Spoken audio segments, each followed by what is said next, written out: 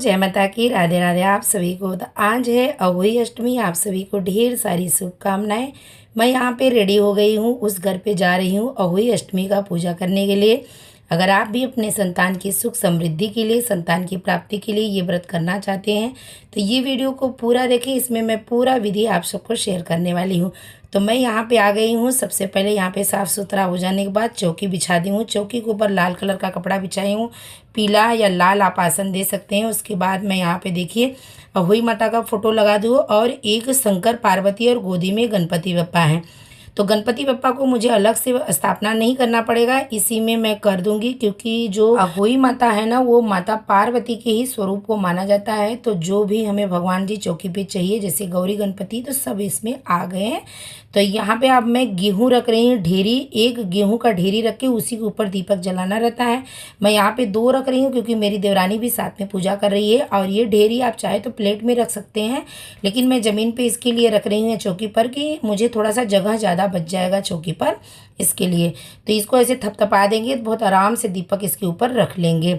और इस पूजा में 2 घड़ की स्थापना की जाती है। तो 2 घड़ के लिए आप एक मिट्टी का कलश ले सकते हैं और एक तांबे या फिर पीतल का, जो भी आपके घर में ले सकते हैं। चाहे तो आप दोनों मिट्टी का ले सकते हैं। मैंने एक तांबे का ली हूँ और एक मैंने ना मिट्टी का ली हूँ। इस पर स्वास्तिक बना लेंगे हल्दी का और गले में कलावा बांध देंगे। स्वास्तिक जो है हल्दी का ही बनेगा। इस पूजा में हल्दी का बहुत ही मान्य रखा जाता है, इसके लिए हल्दी से ही सब कुछ किया जाएगा। तो दोनों पे मैंने मिट्टी वाले और उस पे दोनों पे स्वास्तिक बना के कलावा बांध दी और दोनों में मैं जल भरी हूँ। कोई कोई एक में जल भरता है, एक में गेहूँ भरता है, मैंने दोनों में जल भरी हूँ। एक जल से बच्चे को स्नान कराया जाएगा और एक जल को मैं तारे को अर्घ देने के लिए ऊपर वाला उतार लूँगी। ऊपर मैंने गेहूँ भर के रख दी हूँ, गुलगुला एक कटोरी में करके रख के एक फूल रख के यहाँ पे मेरा 2 घड़ की स्थापना हो गई है। और जो अभी मैंने ढेरी रखी हूँ इसके ऊपर दीपक की स्थापना कर देंगे। सारा कुछ तैयारी कर लेंगे, फिर उसके बाद पूजा को आरंभ करेंगे। तैयारी के टाइम आप इधर उधर कोई भी चीज़ों को कर सकते हैं जब तक आप पूजा नहीं की हैं। जब पूजा कर देंगे तो सब जगह स्थापित हो जाएगा, तो उसको नहीं हिलाना रहता है। और यहाँ पे मैं एक बात और बता दूँ कि अगर आपने मन्नत माना था कि मुझे संतान की प्राप्ति हो, उसके बाद आपने व्रत उठाया है ना, तो आपको उज्जवल करना रहता है। उज्जवल कैसे करेंगे, तो देखिए आप जैसे मैं ये प्लेट दिखा रही हूँ, इसी तरीके से आप 8 प्लेट या 8 कटोरी ले लीजिए या फिर 8 गिलास, जो भी आपको लेना है वो ले लीजिए। उसमें गुलगुला और दक्षिणा भर के यहाँ पे साइड में जहाँ आपको जगह मिले वहाँ लाइन से लगा दीजिए। लगाने के बाद सारों में हल्दी का टीका लगा देना है। उसके बाद थोड़ा थोड़ा फूल चढ़ा देना है। फूल चढ़ाने के बाद थोड़ा सा जल से घेर देंगे, तो ये आपका उज्जवल निकल गया। ये 8 प्लेट आपको दान कर देना रहेगा प्रसाद और दक्षिणा के साथ में। आपके पहचान में, आजू बाजू में, रिश्तेदार में, पड़ोसी में जो भी होगे तो ये प्लेट को आप दान कर सकते हैं। आप चाहे तो स्टील का रख सकते हैं, चाहे तो पीतल का, चाहे जिस धातु का भी आप रख सकते हैं। अलग अलग तरीके से अलग अलग उज्जवल करते हैं। मैं जो जानती हूँ मैंने आप सबको शेयर की हूँ। तो पहली बार ही आप अगर व्रत उठा रहे हैं तो इसको करना है, बार बार ये करने की ज़रूरी नहीं रहती है। तो मैंने ये सास के लिए बायना निकाला था, उसी में आपको ये बता दी हूँ। अब मैं ना दीपक को भी हल्दी का टीका लगा दूँगी, जिससे कि 4-5 टीके लगा दूँगी। पूजा का टाइम तो मैं फिर कर लूँगी। उसके बाद यहाँ पे देखिए मैं थोड़ा सा हल्दी का लेप इस तरीके से लगा दे रही हूँ अहोई माता का जो फोटो है, क्योंकि हमारी ना फैमिली काफ़ी बड़ी है, तो हम सारे बच्चों को यहीं से टीका लेके लगाएंगे। और जो चीज़ ना कलावा हो गया या हल्दी कुमकुम हो गया, जो पूजा के टाइम लगा दिया अपना, उसके बाद आप पूजा करते हैं तो वो चीज़ें ना अभिमंत्रित हो जाती है, यानी उसके अंदर ना पावर हो जाता है। तो मैं यहीं से पोंछ के सब बच्चों को लगाऊंगी। और ये हमारी पूजा की थाली तैयार हो गई है। गेहूँ का दाने ले लिए कथा सुनने के लिए, गुलगुला का प्रसाद है, फल एक हरा और एक केला ले ली हूँ। कहते हैं हरा फल चढ़ाना जरूरी रहता है इसमें। उसके बाद पूजा की थाली में मैं आपको चढ़ाते जाऊंगी, बताते जाऊंगी क्या क्या इसमें मैंने रखी हूँ। वैसे आपको थोड़ा सा मैंने फ़ोटो भी दिखा दी। बस अब हम लोग सर ढक के बैठ जाएंगे पूजा करने के लिए। हम 2 देवरानी का व्रत है, एक हमारी देवरानी का नहीं है, एक गाँव में देवरानी है उसका भी व्रत है। तो हम 3 जन रहते हैं, अभी 1 जन नहीं रहते हैं। तो अभी मैं यहाँ पे चुन्नी उड़ा दे रही हूँ पार्वती माता को, क्योंकि अहोई माता का फोटो है चिपका हुआ, तो वहाँ पे नहीं उड़ा सकते। फिर उसके बाद सबसे पहले चारों तरफ जल छिड़क के पवित्रीकरण करेंगे और दीपक को प्रज्वलित कर लेंगे। उसके बाद यहाँ पे हम हाथ में कुछ पैसा ले लेंगे, जल और थोड़ा सा गेहूँ लेके संकल्प लेंगे। अहोई माता, श्याहू माता, शंकर भगवान, पार्वती, गौरी माता, गणपति बप्पा सबका ध्यान लगा के उनसे प्रार्थना करेंगे कि हमारे चौकी पे आके सभी देवी देवता विराजमान हो। उसके बाद जो हमारा दोघड़ है वहीं पे हम उसको छोड़ के जल छिड़क देंगे। इस तरीके से हमारा संकल्प हो गया। उसके बाद सर्वप्रथम हम गणपति बप्पा का पूजन करेंगे। इनको हल्दी, कुमकुम और इनके लिए मैंने सिंदूर भी ली हूँ, वो भी चढ़ाएंगे। रक्षा सूत्र चढ़ाएंगे, वस्त्र रूपी जल चढ़ाएंगे। गेहूं का दाने का ही यहाँ पे अच्छा चढ़ेगा। सारा कुछ चढ़ाने के बाद इनको फिर उसके बाद थोड़ा थोड़ा जल बीच बीच में देते जाएंगे। दीपक को हम संभाल के जल दे रहेंगे, दीपक पे ना जाए।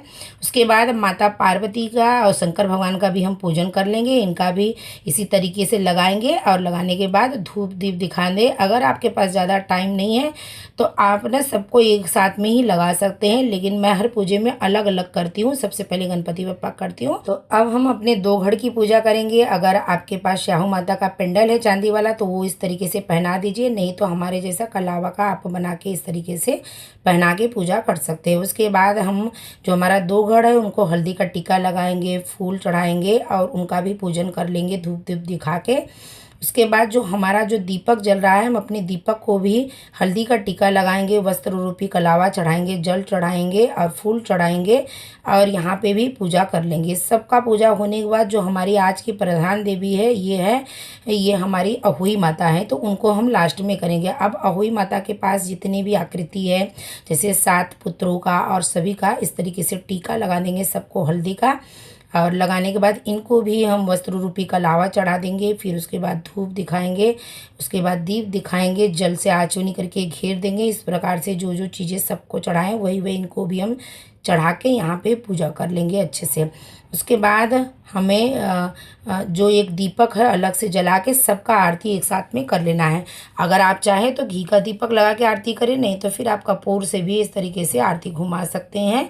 और आरती घुमाने के बाद जल से घेर देंगे। अभी मेन आरती फिर से होगा। ये तो आपका धूप दीप के पूजा में आरती आता है। और हमने ना चूड़ी और सिंदूर अहोई माता पार्वती को दोनों जन को ये सुहाग में चढ़ाया है, बाकी ज़्यादा कुछ नहीं लिया था। चूड़ी सिंदूर चढ़ाया था। और ये है सासू माँ का बायना। इसके ऊपर जो है ना अंदर मतलब साड़ी है, बिंदी, चूड़ी, नेल पॉलिश और दक्षिणा कुछ है और गुलगुले का प्रसाद करके और थोड़ा सा फूल और अक्षत डाल के वो दिखा के साइड में रख दिए। सासू के लिए बायना हो गया। उसको थोड़ा सा अच्छे से नहीं दिखाई मैंने, वीडियो में नहीं आया है तो इस तरीके से मैंने बता दी। अब हम भोग लगा रहे हैं। भोग में गुलगुले का और फल का भोग लगा रहे हैं। हमारे चौकी पे जगह कम हो जाएगा, 2 जगह चढ़ाएंगे, तो हम साथ में ही फैमिली रहते हो तो दोनों जन हाथ लगा के इस तरीके से भोग लगा देंगे। भोग लगाने के बाद वापस हम आचमनी करेंगे और थोड़ा सा जल अपने पल्लू पे लेके इस तरीके से 3 बार घेर देंगे जल से सभी को। तो ये इनका भोग प्रसाद ग्रहण करने के लिए इनसे आग्रह करेंगे। बाद में इनको मुखवास के लिए पान भी चढ़ा देंगे, घंटी बजा के इनकी प्रार्थना कर लेंगे। बाद जो आपकी कथा की किताब है उस पर भी थोड़ी सी हल्दी लगा देंगे पुष्प छिड़क के। फिर उसके बाद हाथ में गेहूँ लेके इस कथा को पढ़ते हैं। जब कथा पढ़ के हो जाएगा तो आधा गेहूँ आपको अहोई माता के इधर चढ़ा देना है और आधा गेहूँ को अपने पल्लू में गांठ बांध के ले लेना है। ये गेहूँ आपको जब तारे निकल जाएंगे तब अर्घ देना रहता है। जैसे कि करवा चौथ में चंद्रमा को देख के अर्घ किया जाता है, ऐसे तारों के छांव में अर्घ किया जाता है। तब ये गेहूँ पल्लू से निकाल के अर्घ देने के टाइम इसमें अर्घ में डाल के जल में डाल के कोई कर देता है और कोई कोई हाथ पे रख के इस तरीके से जल देता है। तो इस तरीके से हमारा कथा हो गया। हाथ में थोड़ी सी पुष्प लेके गेहूँ लेके मंत्र पुष्पांजलि क्षमा प्रार्थना पढ़ के भगवान के सामने छोड़ दे। जो कि भी भूल चूक हो उसे क्षमा करें। लास्ट में हम आरती करेंगे। अहोई माता का आरती हम ज़्यादा करते नहीं हैं तो हम आरती पढ़ना और थाली घुमाना साथ में नहीं कर पाते, तो मैं पढ़ रही हूँ। यहाँ पे आरती हो रहा है। के बाद जब तारे निकल जाएंगे तो तारों को अर्घ देके अपने बच्चों के हाथ से व्रत को खोलते हैं। तो यहाँ पे मैं एक बातें और क्लियर कर दूँ, अगले साल भी मैं बताई थी, हमारे यहाँ न मायके ससुराल में ये व्रत की परंपरा नहीं है। हम अपनी खुशी से व्रत रखते हैं। तो हमने अपनी खुशी से जब ये व्रत उठा रहे थे तभी संकल्प लिए थे कि हम ना जल पी के ही व्रत रखेंगे। ऐसा हमने निराजली का नहीं लिया था। कोई कोई बोलता है कि बच्चों का व्रत है, खेलते खाते पीसता है, तो आधे बेला का उनके यहाँ व्रत रहता है, कोई निराजली रखता है। पर हमारे यहाँ कोई परंपरा नहीं है तो हमने अपने हिसाब से ऐसे ही रखा है। अगर आपके यहाँ निराजली है तो आप अपने बच्चे के हाथ से जल पीकर व्रत को खोलें। हमारे यहाँ हमने पानी पी के किया तो अपने बच्चे के हाथ से गुलगुला का प्रसाद खा के व्रत को खोले। वैसे हमारे तीनों बच्चे घर पर नहीं है, एक गया है दुकान पे, बेटी गई है क्लिनिक पे, एक बेटा रात भर एग्ज़ाम दिया है, जागा है, पढ़ाई किया है तो वो सो रहा है। तो देवरानी का भी बेटा ट्यूशन पे गया है। तो हमारी देवरानी का बेटा है, हम लोग जॉइंट फैमिली है, साथ में रहते हैं। तो इसी के हाथों से हमने व्रत खोल दिया। तो वीडियो थोड़ी सी अच्छी लगी तो एक लाइक ज़रूर करें। जय माता की, राधे राधे।